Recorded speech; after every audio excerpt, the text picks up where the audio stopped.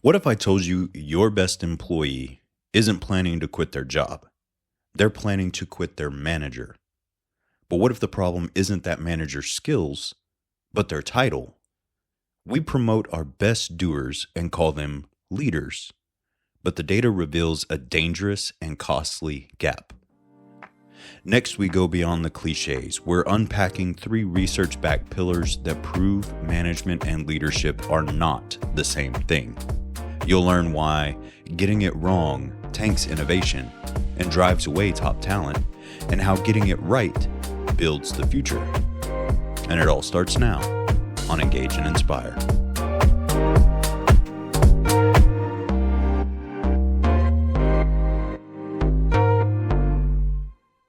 Welcome to Engage and Inspire. I am your host, Scott Liles. Now, today we're solving a critical business puzzle. Is there a real difference between management and leadership, or is it just semantics? Spoiler alert, the data says it's not only real, but confusing the two could be draining your team's potential and your company's future. We'll move past the platitudes. We're going deep on 3 research-backed pillars that define the gap, and more importantly, what that gap costs you. So let's start with a story we all know. A team is running like a Swiss watch. Projects are on time, reports are flawless, the manager is competent. Then out of nowhere, a star performer quits. What happened? They were managed well, right? This puzzle leads us to our first data-driven pillar. So pillar 1, the retention riddle. Good management is table stakes. Leadership is the reason to stay. So Gallup tells us that a staggering 70% of the variance in team engagement is determined by the manager. This is the power of good management, clear goals, fair play, leveraging strengths. It creates a competent, functional present. But here's the riddle solved. A study in the MIT Sloan Management Review analyzed attrition and found the number one predictor of turnover wasn't pay.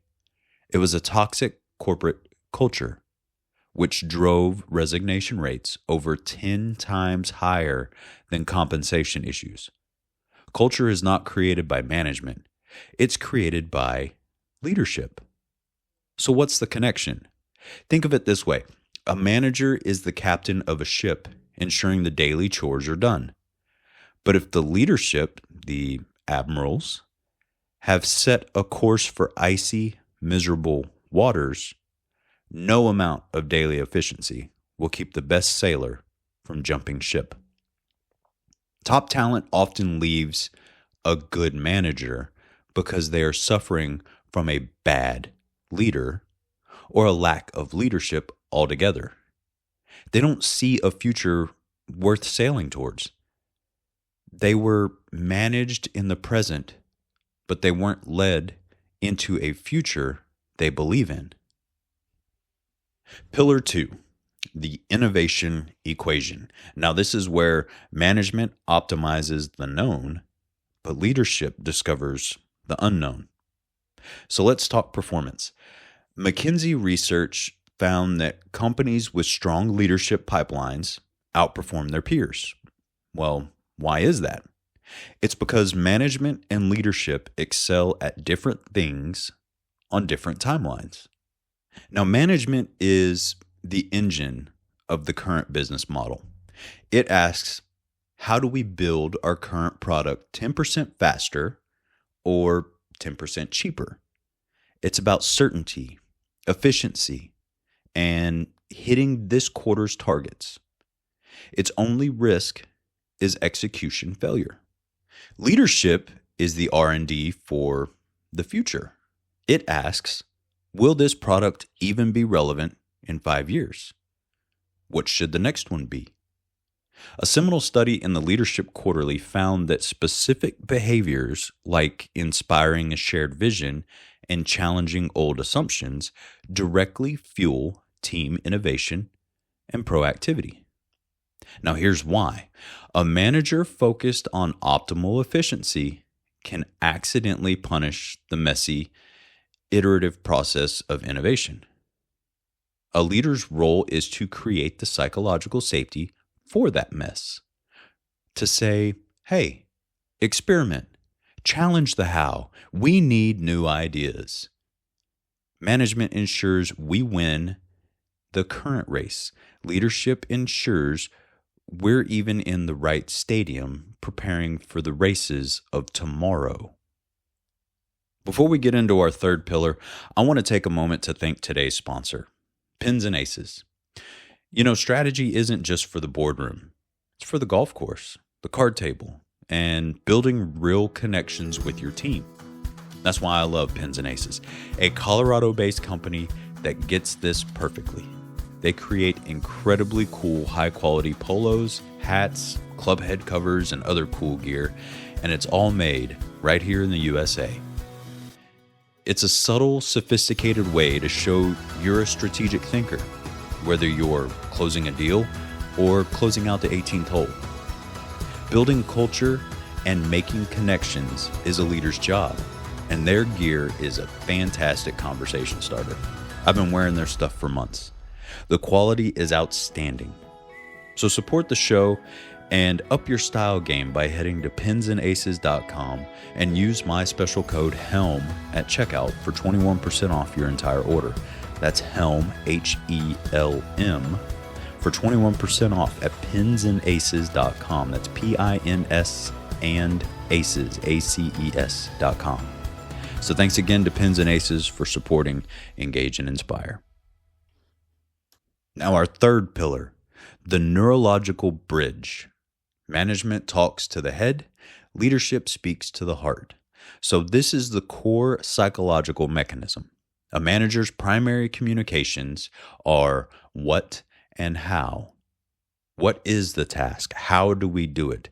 This is logical, factual. It speaks to the neural cortex, which is the brain's analytical processor. It's essential for execution. A leader's first and most powerful question is why? Why does this work matter? Why does our company exist? This taps into the limbic system, which is the brain's emotional core responsible for trust, loyalty, and all human decision making. Simon Sinek's "Start with Why" isn't just a nice idea, it's a neurological strategy. When a leader articulates a compelling why, they build an emotional bridge between a task and a human being's desire for purpose. They code this feature into help a single mother save time in her day. That why creates buy-in. A simple directive never could. It transforms effort into contribution. And if you haven't read Start With Why, I highly recommend it. Go pick it up at your local bookstore. Give it a read. Must read. So what's the synthesis? The most devastating organizational flaw is promoting brilliant doers into management and calling it a day without teaching them to lead. They know what to do and how, but they never have been equipped to inspire the why. So this week, your call to action is simple. Listen to your own language. In your meetings and your one-on-one, what's your ratio? Are you reviewing tasks or painting the horizon? Are you solving today's problems or asking what we should stop doing to make space for tomorrow's opportunity? Are you telling or asking, what do you think we should do? Management is about crafting the blueprint. Leadership is about inspiring everyone to pick up the hammer because they believe in the cathedral you're building together. We need both, but we often starve the latter while gorging on the former. Master the balance. Be the manager who ensures excellence today and the leader who makes people excited to come back to work tomorrow for what you'll build next. Thank you for listening to Engage and Inspire. And a final thanks to Pins and Aces. Remember, use code HELM, HELM, to get a 21% off your strategic style at pinsandaces.com. Now, if you found value in this episode, share it with a friend, a family member, a coworker, or a colleague. Let's get this podcast out there to the world to help build better leaders. Now, make sure you follow the show so you stay up to date on when we drop new episodes. Now, if you want to build better leaders or you want to be a better leader yourself, visit our website at leadwithhelm.com.